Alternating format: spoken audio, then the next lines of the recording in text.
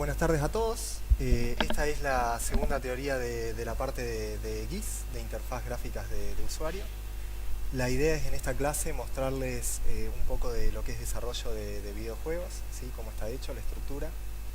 Lo vamos a hacer con una herramienta específica.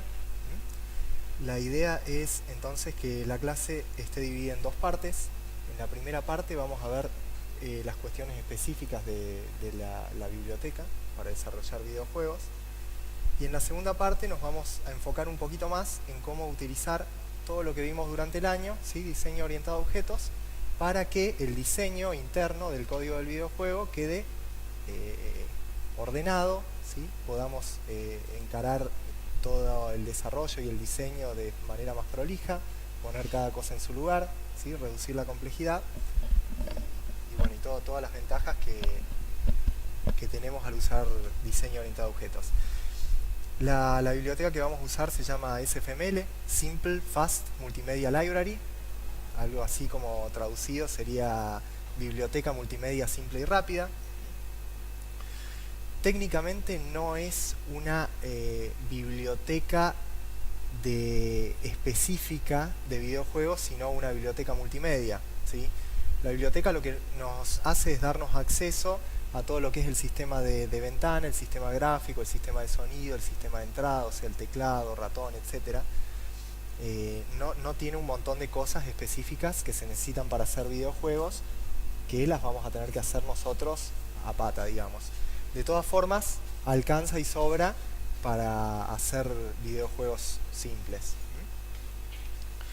Entonces, la estructura de un videojuego, de cualquier videojuego, es más o menos así. Hay una fase de inicialización, donde uno crea la ventana de juego, reserva la memoria gráfica, carga las texturas, carga los sonidos, etc. Y después el programa entra en un bucle que se repite hasta que el juego termine, en el que lo que se hacen son más o menos tres cosas. Procesar los eventos, ¿sí? Que implica ver, bueno, qué apretó el usuario, apretó alguna tecla, movió el ratón, qué pasó, ¿sí? Porque en un videojuego tenemos cosas que reaccionan a la entrada del usuario, ¿sí? Entonces eso hay que hacerlo. Actualizar el estado de las cosas. En un videojuego tenemos un montón de cositas que se mueven, que explotan, que van, que vienen. Entonces va a haber una lógica de actualizado, mover los objetos, ver si una cosa chocó con la otra, ¿sí?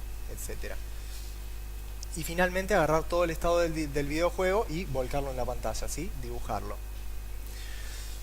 Entonces lo que yo les propongo para empezar es que hagamos una clase juego y esas cuatro etapas que les señalé las pongamos en métodos, ¿sí? Hagamos funciones, una función para cada una de esas etapas. Y va a quedar más o menos así, ¿sí? Yo ahí les muestro una clase juego. La clase juego tiene, bueno, un método init, que sería la inicialización, un método update, que sería la actualización, un método draw para hacer el dibujado. Fíjense que la parte de procesar eventos no le hice un método aparte, sino que el procesamiento de eventos, ver qué apretó el usuario, lo voy a hacer dentro de la actualización, ¿sí? Porque las cosas también se van a actualizar en base a lo que haga el usuario. Entonces directamente hago todo en la función de actualización. Tengo un constructor, ¿sí? El constructor lo que va a hacer es llamar a la función de inicialización. Tengo un método run, correr, que lo que va a hacer es correr este bucle. Va a ser un while que llame a update y draw, actualizar y dibujar. Y adentro voy a tener todos los atributos que yo necesite para el juego, que voy a ir agregando. Por el momento, el único que ven es render window, que es la ventana, ¿sí? Les voy a ir contando con un ejemplo. Ahora vamos a ver bien el código corriendo. Les voy a ir comentando cómo se hace cada uno de esos métodos, de esas etapas del videojuego, y qué cositas aparecen en el medio, ¿sí? Acá les muestro bien en Sinjay el código del juego. Fíjense que tengo el mismo código que les mostré recién, ¿sí? Este atributo les dije que es el único que voy a tener por ahora, representa la ventana de juego, ¿sí? Es de clase render window, se llama W. Fíjense que todas las variables que estén en SFML, los tipos que sean de SFML, llevan SF y el operador de scope adelante, ¿sí? Esto, a mí me gusta hacerlo así porque yo quiero saber qué tipo es de SFML y qué clases implementé yo. Si a ustedes les parece medio tedioso tener que escribir SF adelante de todo, pueden borrarlo y poner arriba directamente using namespace SF, ¿sí? De la misma forma que hacemos con std. Pueden tener los dos, incluso pueden tener el using namespace y std y using namespace SF, ¿sí? Esto lo que va a hacer es, le ahorra poner esto adelante de cada clase de SFML. A mí no me gusta, prefiero escribir un poco más, pero mirando el código darme cuenta de qué tipo es cada cosa. Entonces, yendo un poco a los métodos que les comentaba, le había dicho que el constructor llama a la función init. Acá vamos a hacer toda la inicialización, ¿sí? Por ahora lo único que hace la inicialización es crear la ventana de juego. Para crear la ventana de juego, yo tengo que pasarle un objeto que representa el modo de video y una cadena con el título de la ventana, ¿sí? El modo de video, fíjense que yo se lo paso como un objeto, entonces tengo que crear ese objeto, que es de tipo video mode, y al constructor de ese objeto le paso la resolución de la ventana, ¿sí? Que en este caso va a ser 640 píxeles por 400 píxeles de alto. Entonces esto va a crear la ventana y, bueno, si ustedes se fijan en el main, yo estoy creando un juego y llamo al método run que va a ejecutar el bucle de juego. El bucle de juego, fíjense que, como les decía, es un while. La condición es que la ventana esté abierta. Mientras la ventana esté abierta, esto se sigue ejecutando. Cuando yo haga clic en la crucecita de la ventana, esta condición va a dar falso y se sale del bucle de juego. Acá dentro del while le dije que, bueno, llamo al método actualizar, update, que ahora está vacío. Llamo al método draw, que dibuja, que ya les voy a contar mejor qué es lo que tiene adentro, ¿sí? Y lo medio raro que hay acá es esto, ¿sí? Este pedacito de código va siempre. Lo que hace es sacar los eventos de la cola de la ventana. ¿Qué es esto? Todas las ventanas en los sistemas operativos con ventanas generalmente trabajan con una cola de eventos. ¿Qué pasa? ¿Qué sería esta cola de eventos? Cada cosa que pasa, no es que la ventana reacciona inmediatamente, ¿sí? A ustedes seguramente les pasó alguna vez que estaban usando, no sé, Word y tardó en responder y ustedes seguían tecleando y apretaron cosas y movieron el ratón, hicieron clic en cosas y la ventana no respondía y de golpe respondió y se hizo todo junto. Bueno, ¿por qué? Porque cada evento que va pasando se va metiendo en una cola que es como un arreglo que guarda la ventana. Entonces la ventana los va, cuando quiere atender a esos eventos, los va sacando de ese arreglo, de ese buffer, y va reaccionando a cada uno de ellos. ¿Qué pasa? Si nosotros no vamos sacando los eventos de ese arreglo, el arreglo se llena, se queda sin memoria y el programa explota, ¿sí? Y eso es lo que hace este while. Poll event lo que hace es sacar un evento de esa cola y mete los datos en el objeto E, que es de tipo SF event, es para representar un evento. Entonces, mientras haya eventos, ¿sí? Porque puede ser que en una actualización hayan pasado 3 o 4 cosas juntas. Yo a lo mejor, no sé, si en un juego uno puede apretar muchas cosas juntas, entonces a lo mejor apreté una tecla, hice clic, moví el ratón, apreté 2 teclas juntas, ¿sí? Entonces puede que en una sola iteración del while yo haya generado varios eventos. Entonces acá tengo que sacarlos todos hasta que la cola esté vacía. A cada evento yo puedo hacer algo respecto de ese evento. Yo lo único que estoy haciendo acá es preguntar si ese evento fue la crucecita, el clic en la crucecita de la ventana, cierro la ventana, ¿sí? No hace falta que le presten demasiado atención a este código, pero les comento que va siempre. Si no lo ponen, se les va a tildar la ventana de juego. Vamos a ejecutar esto.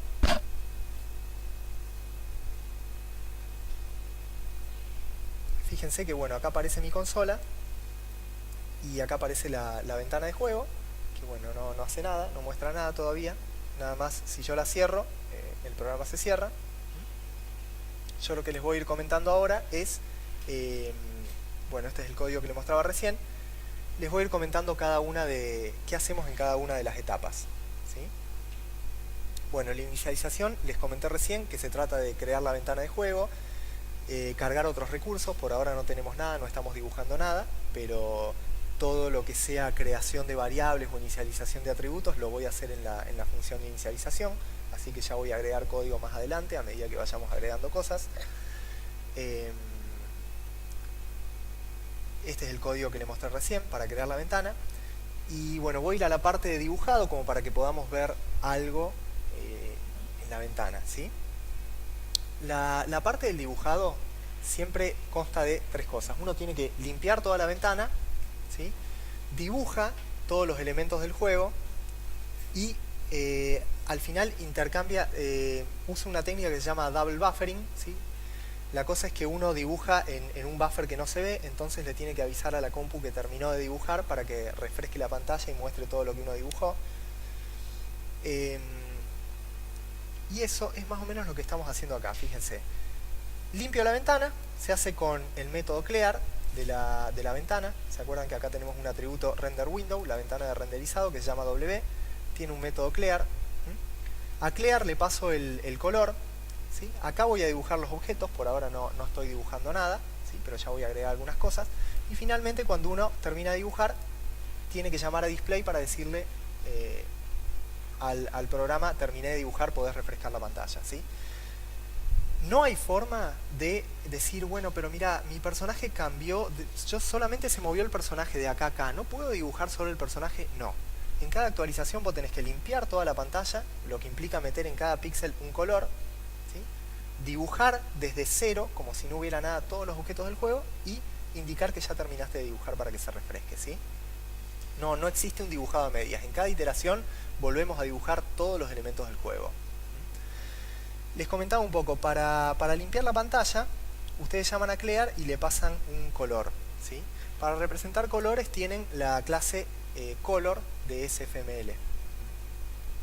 Ustedes pueden construir un color llamando al constructor y pasándole tres cantidades que son la cantidad de rojo, la cantidad de verde y la cantidad de azul. ¿Escucharon hablar de RGB? Bien.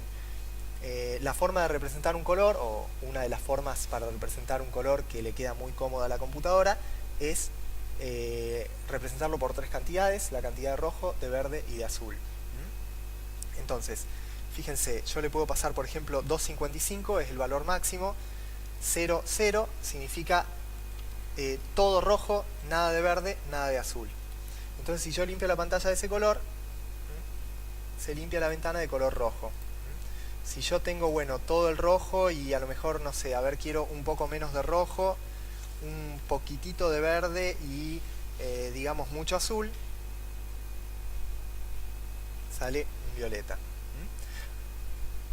Esto del color les va a servir no solamente para limpiar la ventana, sino para darle color a los sprites o al texto, o bueno, lo van a utilizar para muchas cosas. Para casos como este, que a mí no me interesa definir un color específico para la ventana, sino que me interesaría limpiarla simplemente con blanco, con negro, con cualquier color, total voy a dibujar arriba después. En la clase color tienen algunas constantes de colores ya definidas, ¿sí? Como por ejemplo, no sé, green, magenta, black, sí.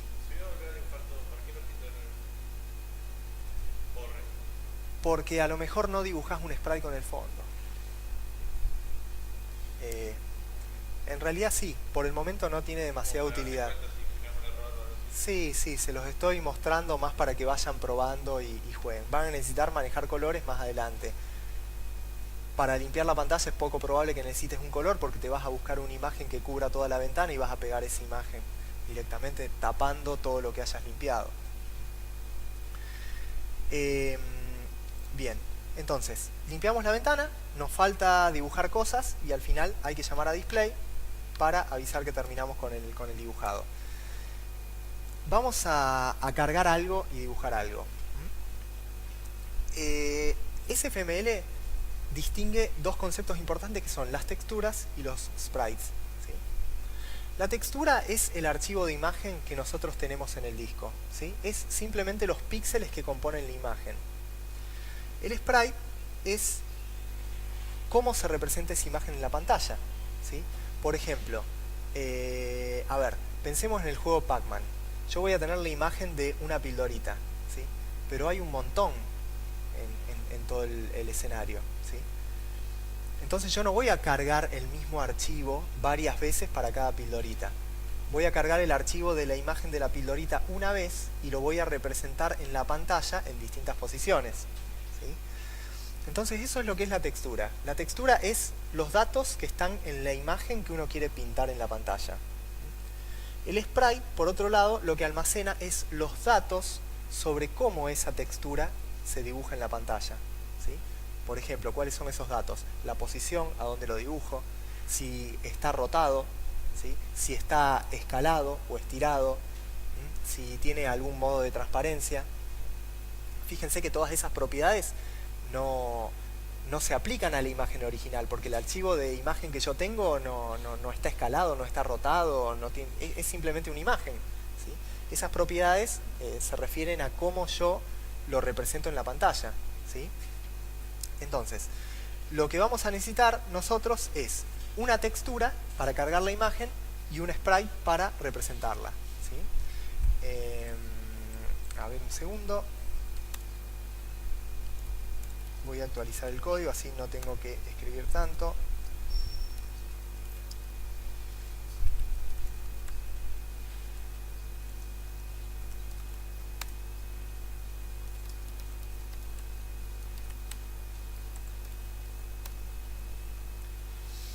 Ahí está. Bien.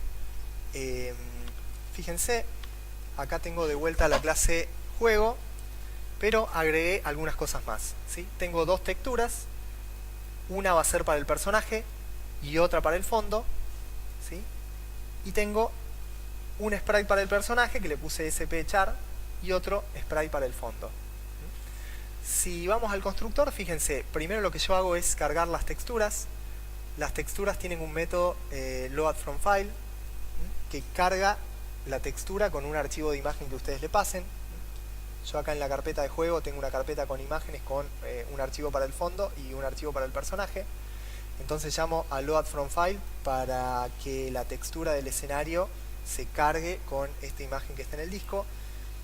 Llamo a la textura, a loadFromFile con la textura del personaje para cargar esta textura para cargar esta imagen en la textura. Pero de vuelta, acuérdense, con las texturas no hacemos nada. Las texturas son simplemente las imágenes de disco cargadas en memoria para que la podamos manipular. Yo tengo que crear los sprites. Bueno, en realidad las variables de los sprites ya estaban creadas, ¿sí? Yo lo que tengo que hacerle es avisarle a cada sprite cuál textura tiene que utilizar. Eso lo hago con el método setTexture. Entonces al sprite del fondo le dije que usara la textura que cargué para el fondo. Y al sprite del personaje le dije que utilice la textura que cargué para el personaje, ¿sí? Entonces fíjense, acá en la parte de dibujado, esto de dibujar que me estaba faltando antes, es simplemente, ¿se acuerdan que teníamos una ventana, la render window, que se llama W? Render window tiene un método draw, ¿sí? Que le paso algo y lo dibuja en pantalla. Ese algo puede ser varias cosas, ¿sí? Puede ser un sprite, puede ser texto, puede ser, bueno, ya van a ver ustedes en la documentación de la clase que hay varias cosas que cumplen con las especificaciones para poder dibujarse. En este caso yo lo que le estoy pasando son dos sprites para avisarle que me dibuje primero este sprite y después este sprite, ¿sí?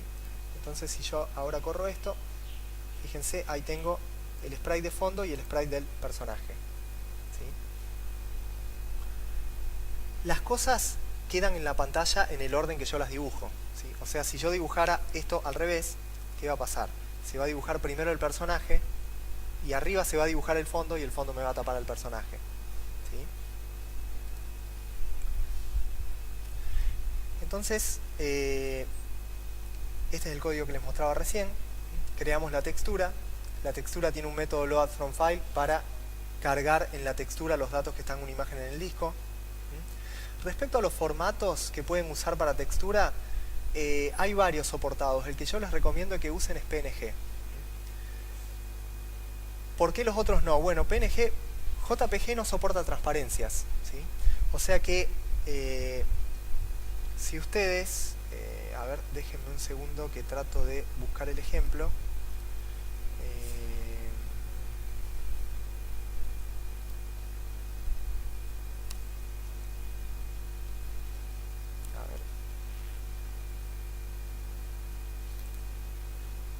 Ahí está. Fíjense que este es el personaje que yo estoy cargando que estoy dibujando ahora. Fíjense que es el personaje, el fondo del personaje es transparente. Y esta es otra imagen que si ustedes usan formato JPG les va a quedar así. No soporta transparencias, entonces el sprite algún color de fondo tiene que tener. Además hay algunas cosas más, ¿sí? Siempre se prefiere PNG porque es un formato de compresión que no tiene pérdida. Si ustedes usan JPG van a ver que se les va a pixelar o posiblemente les van a aparecer artefactos raros. Y bueno, BMP directamente no tiene compresión ni transparencia, así que lo que yo les recomiendo es que trabajen siempre con imágenes PNG. Acá está un poco el código que les mostraba recién, ¿sí? Uno crea el sprite, le dice qué textura tiene que utilizar y a partir de eso, con el sprite hay un montón de cosas que se pueden hacer. Ahora les voy a mostrar algunas. Yo con el sprite, por ejemplo, acá le asigné una posición, ¿sí? Le puedo, por ejemplo, cambiar la escala. Tengo el método setScale, le paso la escala, por ejemplo, en X y en Y. ¿Sí? Le digo que en X quede a 1, que es la proporción normal, y en Y se estira el doble. Le puedo decir set rotation y cambiarle el ángulo, por ejemplo, rotalo 45 grados. Y fíjense que ahí tengo el personaje, rotado 45 grados, estirado en Y, pero no en X. ¿Sí? Lo tengo posicionado en esta posición que es en el centro de la pantalla y arriba de donde está el piso en el fondo. Respecto a la posición, el sistema de coordenadas que usa la ventana es que el origen en realidad está en la esquina superior izquierda. El eje X positivo es hacia la derecha, pero lo medio raro que es acá es que el eje positivo de las Y es hacia abajo, ¿sí? Entonces fíjense, si yo no le diera posición al personaje, por defecto tiene la posición 0, 0, que es esta esquina, ¿sí? Perdón. Entonces vamos a probar ahí a dónde está posicionado. Fíjense en 0, 0. Siempre cuando yo le doy la posición por defecto, se refiere a que la posición que yo pongo coincide con la esquina superior izquierda del sprite, ¿sí? Entonces fíjense que si yo pongo 0, 0, está ahí. Si yo pongo, a ver, más o menos, vamos a darle una posición, digamos, 0 en X y, a ver, la ventana tiene 400, bueno, 380, casi al final, ¿a dónde va a aparecer? No, sí. Pegado al margen izquierdo y llegando al piso. Ahí está, ahí asoma el muchacho.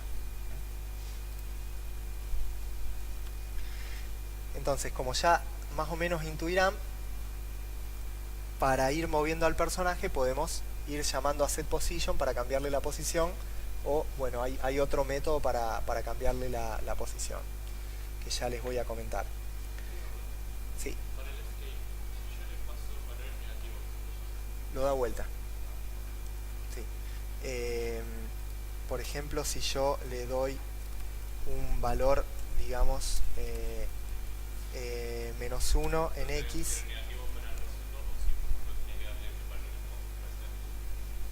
ahí está invertido.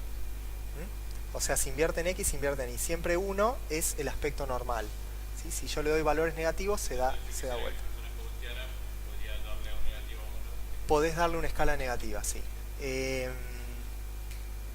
No recuerdo si hay otro método que se llama flip que te lo hace automáticamente y es un poco más intuitivo. Respecto al dibujado, como les comentaba recién, entonces tenemos que limpiar la pantalla. Dibujamos cada sprite que tengamos, en este caso tenemos dos, el fondo y después el personaje, y al final llamamos a display para decirle al programa: terminé de dibujar, podés refrescar la ventana. El próximo paso sería la actualización, ¿sí? Yo les dije recién que ustedes pueden, en cada actualización, voy a poner acá en el código update, puedo ir cambiando la posición del personaje. Para ahorrarme algunos cálculos, porque yo diría, bueno, si quiero ir moviendo al personaje, tengo que fijarme a dónde estaba y a esa posición sumarle algo y y bueno, y en esa nueva posición donde quedaría, setear de vuelta la posición. Para ahorrarnos algunos cálculos, ahí el sprite tiene la función move, que yo le paso X e Y de donde estaba, cuánto quiero que se mueva, ¿sí? Por ejemplo, yo digo, bueno, movete 5 en X y movete, no sé, a ver, menos 1 en Y. Y, a ver, bueno, y voló de la pantalla. La cosa es que se movió por lo menos. Pero el problema que queda es, ¿cuánto se mueve? ¿Cómo calculo la velocidad a la que yo quiero que se mueva el personaje? O cuántas... Yo ahí estoy moviendo al personaje 5 píxeles hacia la derecha. ¿Cuántas veces por segundo los muevo 5 píxeles a la derecha? ¿Cuántas veces se ejecuta el update por segundo? ¿Qué les parece? Las que dé. ¿Sí? Se va a ejecutar todas las que pueda, porque el programa va a correr lo más rápido que pueda. ¿Sí? Y eso a mí no me sirve mucho, porque a lo mejor yo hago algo que mi máquina corre bien, pero cuando se lo doy a alguien que tiene una máquina más lenta, el juego corre más lento. Cuando se lo doy a alguien que tenga una máquina más rápida, corre más rápido. Y yo necesito que el juego corra a la misma velocidad en todas las compus. ¿Sí? No sé si escucharon hablar del término FPS, frames per second, cuadros por segundo. Los cuadros por segundo sería la cantidad de veces que este bucle se ejecuta por segundo. ¿Sí? La cantidad de FPS generalmente es una medida de cuán bien el juego corre. Si el juego se ejecutara 10 veces por segundo, uno lo va a ver un poco salteado el movimiento. Si se ejecuta 30 veces por segundo, uno ya lo ve más fluido. ¿Sí? ¿Qué pasa? Si mi personaje se movió de acá a acá en un segundo a 3 FPS, yo lo voy a ver acá, lo voy a ver acá, lo voy a ver acá, lo voy a ver acá. ¿Sí? 3 veces. En un segundo voy a ver 3 imágenes distintas. Si se ejecuta a 10 FPS, yo en un segundo lo voy a ver en 10 posiciones. ¿Sí? Cuanto más FPS, más fluido se va a ver el juego, menos mal me va a hacer a la vista, porque van a ser menos huecos que mi cerebro va a tener que llenar. ¿Y cuál creen que es el máximo de FPS conveniente?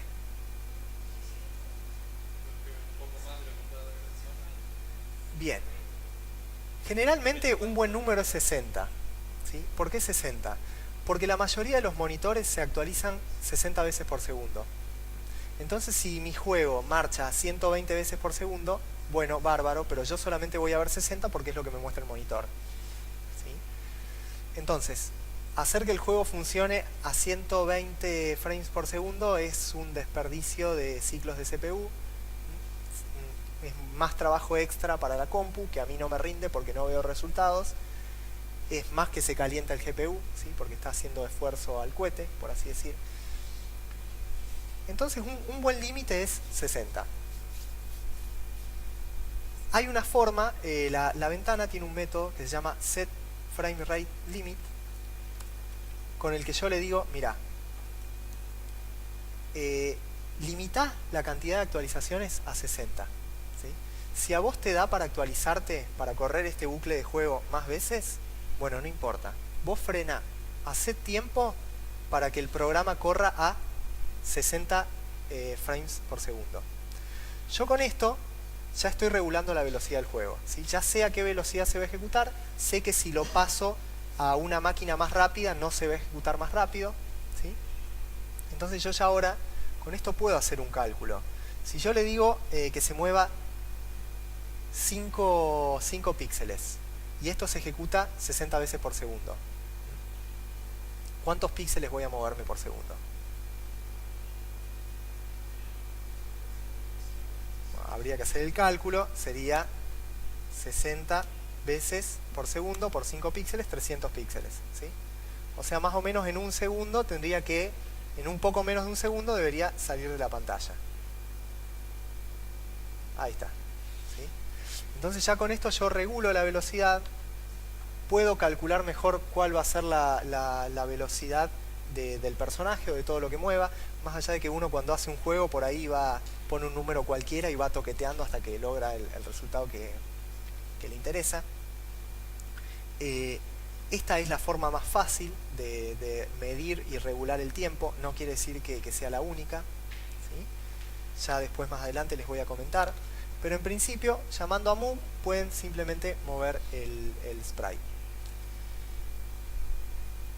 Esto es lo que les comentaba recién, ¿sí? Limitando la cantidad de frames por segundo, se aseguran que el juego corra a la misma velocidad en todas las máquinas y nos aseguramos de no desperdiciar recursos. Por más que el juego se ejecute a más de 60 frames por segundo, lo más probable es que no veamos ese rendimiento extra, a no ser que tengamos, no sé, un monitor especial. Y tenemos entonces el sprite que se mueve. Ahora lo que nos faltaría es que se mueva cuando nosotros queremos, ¿sí? Que se mueva cuando apretemos algo. Para esto, déjenme de vuelta actualizar un poco el código.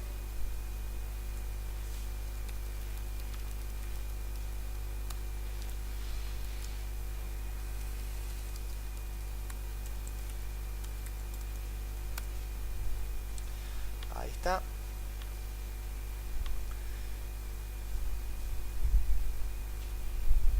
Para censar el teclado es bastante simple. Tenemos una clase keyboard, ¿m? Que tiene un método estático isKeyPress que nos devuelve verdadero o falso según la tecla que nosotros hayamos apretado, esté presionado o no. Fíjense que el método es estático, ¿sí? No sé si habían visto eso. Yo no necesito un objeto keyboard para llamar a isKeyPress. El método es de la clase, no de un objeto en particular. Es un método estático, por eso yo lo tengo que llamar así. Entonces con isKeyPress yo le paso la tecla que quiero saber si está apretado o no y me devuelve verdadero o falso. Para pasarle la tecla, lo que yo hago es, obviamente, como para referirme a las teclas, yo tengo ciertas constantes ya predefinidas adentro de la clase keyboard, que también son estáticas. Entonces fíjense que si yo pongo así me autocompleta. Tengo A, B, bueno, obviamente todas las teclas. La tecla, si quiero, la tecla de la coma. Tengo también constantes para las teclas especiales, por ejemplo, la tecla para abajo, down. Yo en este caso lo que estoy haciendo es mover al personaje con las teclas A hacia la izquierda y la tecla D hacia la derecha. Fíjense que si yo tengo apretada la tecla A, lo muevo menos 5 en X, ¿sí? O sea, 5 posiciones, 5 píxeles hacia la izquierda. Si apreté la tecla D, lo muevo 5 píxeles hacia la derecha. Si no apreté ni la tecla A ni la tecla D, no muevo nada. Y fíjense que ahora el personaje se mueve hacia los costados. Una cosa extra que yo tengo en el código es que no me deja salirme de los bordes de la ventana. ¿Sí? Lo que yo hice acá es unos cálculos para ver si la posición del personaje se salía de los límites de la ventana. Lo que hice es, tengo un método para el sprite getPosition que me devuelve la posición. La posición consta de un X y un Y. Entonces ese X y ese Y me los devuelve en una struct que es de tipo vector2f, que tiene los dos componentes de un vector. Este es un vector matemático, no el std vector que usamos para el contenedor que usamos para guardar elementos, ¿no? Entonces acá yo recibo la posición del personaje en esta variable que tiene tiene unos atributos X e Y y otras cosas más. Yo pregunto si el X es menor a 0, ¿sí? Si se salió por el lado izquierdo, yo lo que hago es actualizar ese X para que sea 0. O sea, si el X era menos 5, yo me salí, bueno, lo dejo en 0. Lo mismo para el borde derecho. Si el X ya se salió de la ventana, lo que hago es poner ese X en el límite máximo. ¿Se acuerdan que el X que yo obtengo cuando pido la posición es el X de la esquina superior izquierda del sprite? Entonces, para preguntar si se salió del lado derecho, yo también tengo que tener en cuenta el ancho del sprite. Porque si yo pregunto simplemente por la posición, un pedazo del sprite se me va a salir afuera. Entonces pregunto por este objeto, lo modifico en caso de que la posición se haya salido de la pantalla y le vuelvo a asignar al sprite este mismo objeto, o sea, la posición actualizada. Así evito que se salga de la pantalla. ¿Sí? Bien, Hasta acá ya cubrimos las partes más importantes, ¿sí? Tenemos el juego, creamos la ventana, dibujamos un par de cosas, vimos cómo hacer que esas cosas se muevan, vimos cómo hacer que esas cosas se muevan cuando nosotros apretamos algo. Además del teclado, tienen obviamente métodos de entrada y clases para manejar joystick, mouse y demás cosas. Eso lo dejo como deber para ustedes que se fijen en la documentación. Como detalle extra le puedo mostrar, por ejemplo, que acá puedo agregar un enemigo. Ah, bien, me estaba faltando eso. Fíjense, acá agregué un enemigo. Ahí está, una pelotita que rebota.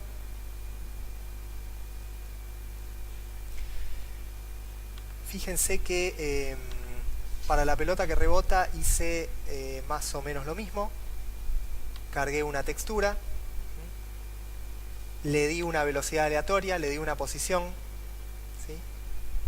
A la hora de actualizar limito el movimiento de la pelota a la ventana de la misma manera que hice con el personaje, nada más que con la pelota el detalle es que puede chocar con los 4 bordes de la ventana, entonces controlo un borde en X, el otro borde en X, el otro borde, un borde en Y y el otro borde en Y, ¿sí? Fíjense que para mover la pelota yo le paso un objeto de tipo vector 2f. Fíjense que como atributos de la clase yo creé un vector 2f para la velocidad de la pelota. Cuando arrancamos en la inicialización le di una velocidad aleatoria, le di valores aleatorios a X y a Y, ¿sí? Del vector de la velocidad. Y fíjense que la función move está sobrecargada para recibir un X y un Y o directamente un objeto de tipo vector 2f con la velocidad, ¿sí? Entonces le paso la velocidad, la pelota se mueve y me fijo en los bordes, ¿sí? Acá pedí la posición, la modifico si es que se salió de la ventana, la ajusto y se la vuelvo a asignar a la pelota. Pero además, cuando veo que choco un borde, agarro e invierto la velocidad en X o en Y, según corresponda, ¿sí? Fíjense que la velocidad tiene un campo X y un campo Y. Yo lo que hago es, si choco contra un borde, multiplico ese valor por menos 1 para que si la velocidad era 5 en X, por ejemplo, ahora sea menos 5. Y vaya para el otro lado, con la misma velocidad, pero distinto sentido. El ingrediente que nos estaría faltando para completar el juego, por así decir, es ver qué pasa cuando se chocan. Entonces, para la detección de colisiones, SFML lo que tiene es un sistema bastante rudimentario, pero que debería ser suficiente para lo que ustedes van a hacer. Cada sprite tiene un método getGlobalBounce que devuelve un objeto de tipo floatRect. ¿Sí? FloatRect es un rectángulo. Nos devuelve la región que ocupa ese sprite en este momento, ¿sí? en el momento que llamamos a GlobalBounce. Con ese objeto rectángulo nosotros podemos hacer varias cosas. Por ejemplo, saber si se está solapando con otro rectángulo, saber, dado un punto, si está adentro del rectángulo o no, lo cual, por ejemplo, les puede ser útil para saber si el usuario hizo clic dentro de un sprite. Acá lo que vamos a hacer es llamar al método intersects. El método intersects lo que les da es verdadero o falso según si dos rectángulos están solapándose o no. Entonces, lo que yo tuve que hacer acá es esto. Creo un objeto de tipo floatRect para guardar la región del plano que ocupa el sprite del personaje y llamo a getGlobalBounce para obtener ese rectángulo. Hago lo mismo con la pelota, entonces obtengo otro rectángulo con la región que ocupa la pelota.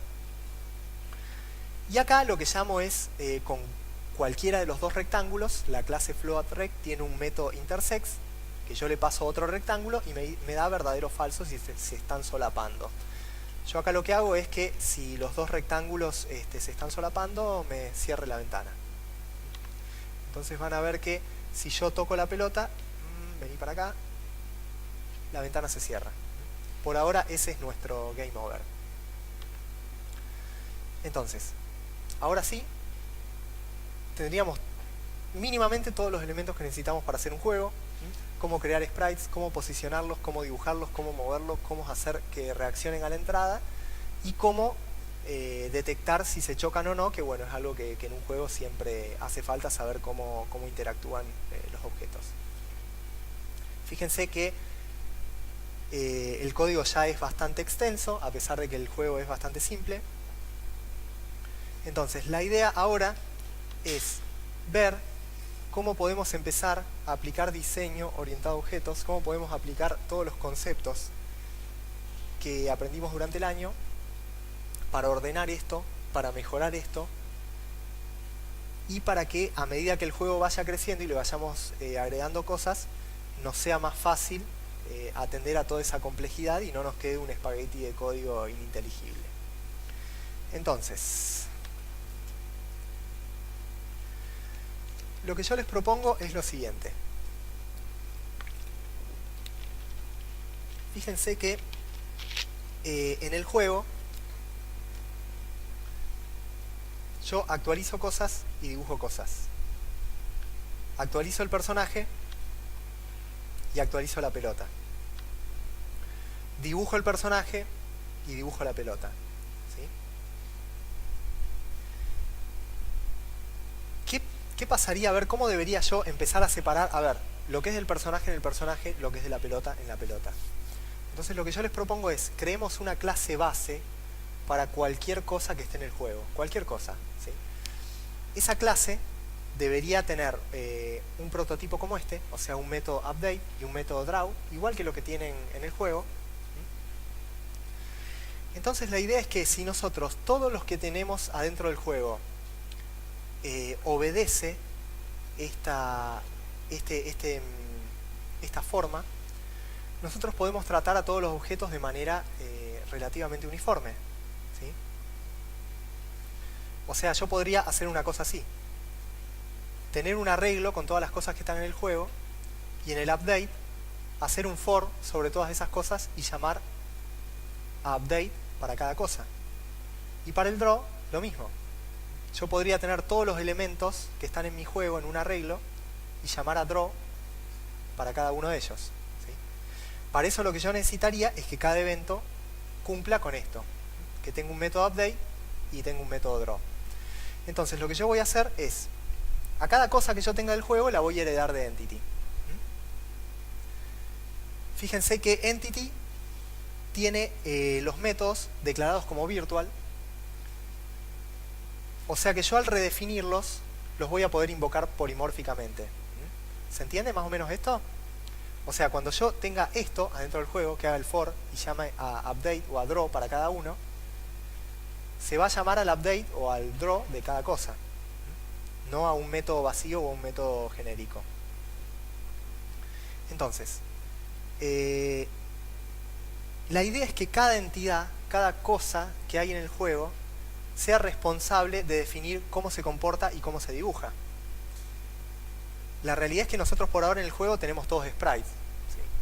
Pero yo a lo mejor el día de mañana puedo tener un personaje que esté compuesto por 2 sprites, o 3 sprites, o varias cosas, o que sea simplemente un rectángulo o una primitiva gráfica y no necesito un sprite para dibujarlo. Entonces con esto yo también dejo el paraguas abierto para dibujar, para tener elementos en el juego que se dibujen de manera distinta a cómo se dibuja un sprite. Entonces, vamos a ver un poco cómo queda esto en código. Ahí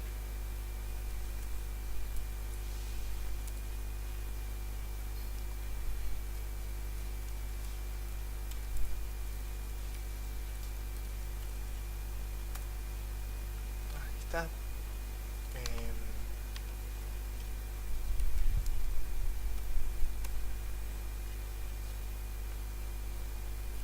Entonces acá está mi clase base, entity, va a ser la clase base para todo lo que yo tenga en el juego. Y acá fíjense, creé, ya no tengo más dentro de la clase game todo el código para la pelota y el personaje, sino que los moví en su clase aparte. Miren, el personaje tiene como atributos el sprite del personaje, la textura. Entonces son menos variables que yo tengo dentro de la clase del juego. Creé un método que devuelve el sprite, por si necesito hacer algo con el sprite. Creé un método para saber de manera más ordenada si choca con la pelota, que recibe la pelota. Lo que tengo adentro de la clase personaje es prácticamente un copy-paste de lo que tenía en el juego. Acá está donde lo muevo. Acá está donde limito el movimiento de la pantalla. El dibujado del personaje, fíjense que el método draw recibe la ventana y lo que hace es llamar a draw con el sprite. Y con la pelota, fíjense que hice más o menos lo mismo. Todo lo que tenía de la pelota lo copié dentro de su propia clase. El movimiento, limitar la posición de la pelota dentro de la ventana. Y dentro de la clase juego, fíjense que tengo algunos atributos menos, ¿sí? Tengo el sprite y la textura para el fondo. Para el fondo también me podría haber creado una propia entidad. Me guardé un puntero para el personaje y para la pelota, para hacer algunas cosas por si los necesito. Y me creé un vector de punteros a este tipo de objetos, ¿sí? A las entidades. ¿Por qué punteros y no objetos de tipo entity?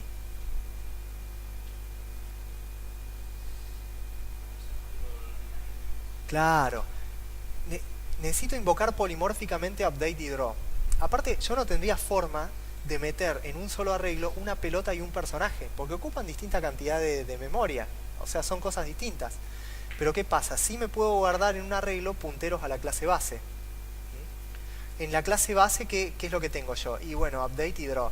Bueno, es lo único que necesito por ahora. Entonces fíjense que en la clase game, bueno, en el método de inicialización sigo haciendo lo mismo. Creo la ventana. Bueno, cargo la textura y el sprite para el fondo. Está bien. Creo al personaje. Creo la pelota. Con este método add, lo que yo hago es agregarlos al vector. A ver a dónde está el método add. Acá está. Le hago un pushback al puntero dentro del vector. Entonces fíjense que dentro de update y draw, yo lo que hago es simplemente llamar update para cada cosa. Y al final, bueno, en update tengo una sentencia más que bueno, es la detección de la colisión entre el personaje y la pelota, ¿sí? En draw tengo más o menos lo mismo. Limpio la pantalla. Bueno, dibujo al fondo, que no lo tengo cargado como una entidad, y recorro todo lo que tengo en el arreglo de entidades y llamo a draw para cada entidad. Esto, a ver si lo puedo correr, sigue funcionando exactamente igual, o sea, no hace nada nuevo que lo que les mostré antes, ¿sí? La pelota rebota, el personaje se mueve, y si choco con la pelota, la ventana se cierra, que es mi game over por ahora. Fíjense, a ver, ¿qué es lo importante de esto?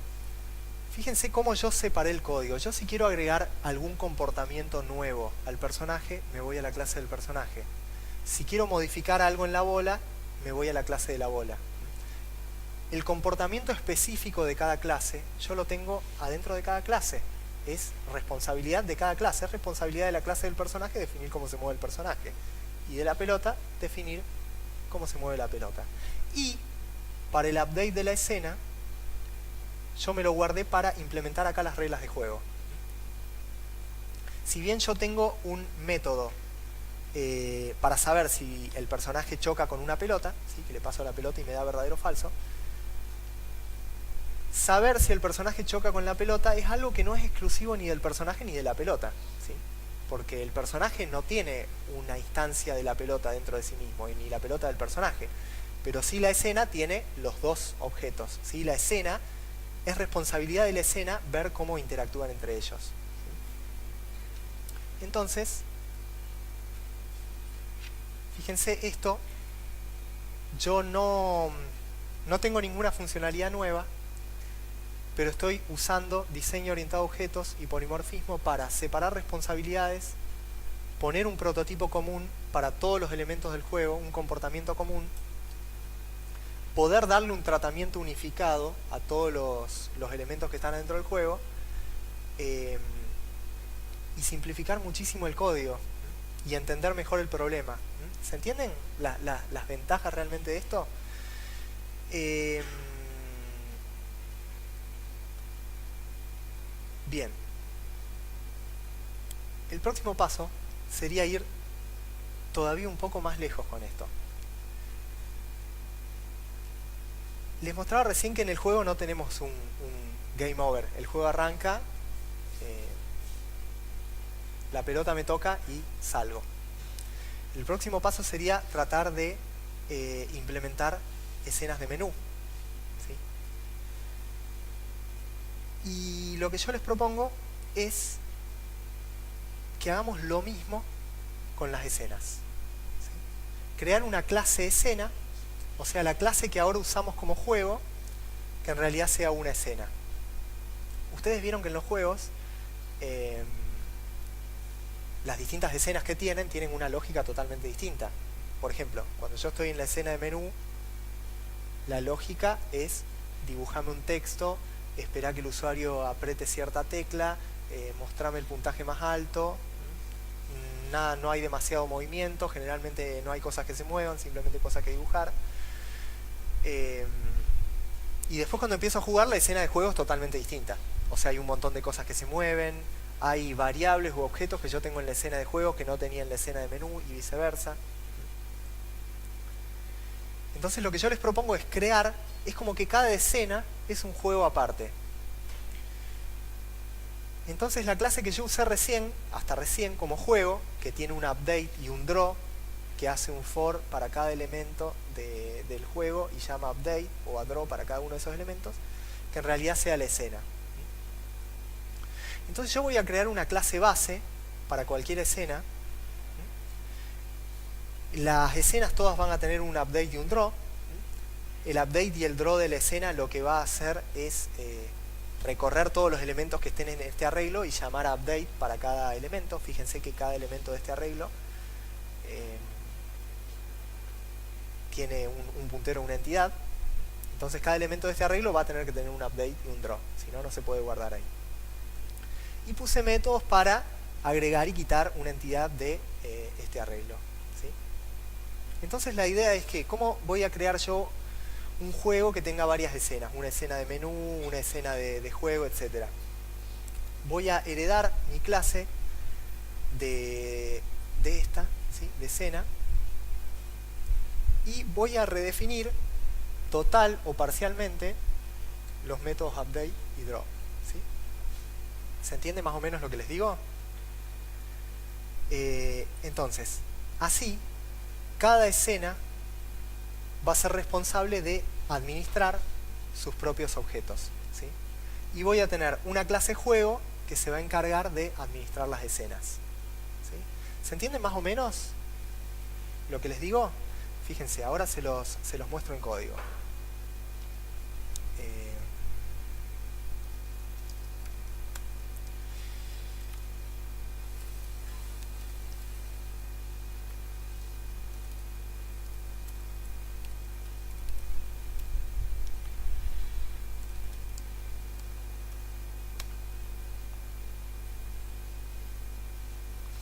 Fíjense, en este proyecto yo acá voy a tener ¿dónde estás? Ahí está. Creé una carpeta PoGame, ¿sí? Con las clases que ustedes no deberían tocar, que son la clase Entity, que es la que les mostré, la clase Escena, que vamos a usar ahora, y la clase Juego. Les voy a mostrar cómo funciona una escena. En este juego yo tengo varias escenas, la escena de menú y la escena de juego. En la escena de juego yo lo que hice es heredé de la clase escena, definí las variables que yo voy a utilizar, que acá ven que son varias porque ya van a ver que implementé varias otras cosas, ¿sí? Y redefino los métodos update y draw.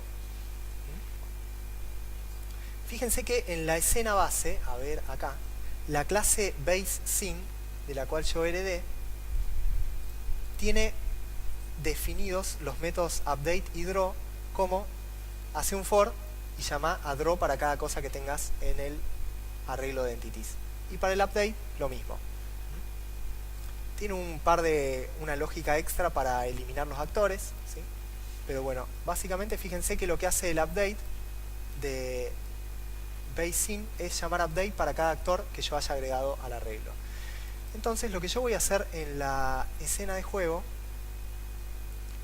es llamar al update de la clase padre y agregar además toda mi lógica de juego. Fíjense, ¿habían visto esto alguna vez? O sea, dentro de update, PlayScene heredó de escena base. Yo estoy redefiniendo el método update, pero en realidad yo no quiero borrar el método update que tenía antes, ¿sí? El método update que tenía antes lo que hacía un for recorriendo todos los actores y los actualizaba. Yo eso todavía lo quiero, nada más que quiero hacer un par de cosas más. Entonces, llamo update de la clase padre, poniendo la clase padre, el operador de scope, ¿sí? Y el método update. Y además, agrego toda mi lógica de juego nuevo. Por ejemplo, acá lo que hice es, tengo un timer y pregunto si pasó tanto tiempo, creo una pelota nueva. Fíjense que este tipo de enfoque a mí me hace fácil, me facilita también incrementar la cantidad de elementos que hay en el juego, porque simplemente lo agrego al arreglo de entidades y listo, ya se va a actualizar y se va a dibujar solo. Fíjese que para crear una nueva pelota, lo que hago es, bueno, le creo la pelota, lo agrego a mi propio arreglo, tengo un arreglo aparte con las pelotas, ya les muestro por qué, y lo agrego a la escena. ¿Por qué tengo un arreglo aparte con las pelotas? Y bueno, porque tengo que ver para cada pelota si alguna de ellas colisiona con el personaje. Entonces, si colisiona alguna pelota con el personaje, bueno, actualizaré el puntaje. Y fíjense que la clase juego, que ustedes tampoco van a necesitar tocar, tiene un método switchScene para pasar otra escena. Entonces yo construyo otra escena, que en este caso es la escena de menú, y paso a la escena de menú. Fíjense que el draw de la escena también hice algo similar. Tuve que dibujar el escenario y el puntaje medio a pata, porque no los hice aparte como entidades, simplemente los hice como un sprite común y como texto. Entonces dibujo el escenario, llamo al draw de la escena base, que va a ser un for y va recorriendo todos los elementos y me los va a dibujar uno por uno, y llamo a draw para dibujar el puntaje. Les voy a mostrar, a ver, me parece que esto le cambié el nombre, ahí está. Fíjense, ahí tengo el menú, tengo la pelota que rebota, pero la cosa es que ahora, fíjense que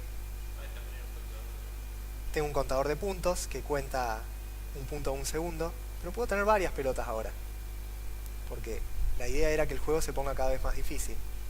Entonces van a ir apareciendo cada vez más pelotas y cada vez más rápido. ¿Sí? ¿Cómo hago yo esto? Fíjense que para agregar una pelota, a ver, busco la clase, acá estaba, simplemente el método add que les había mostrado antes, lo agrega al arreglo de entities. Y ya está.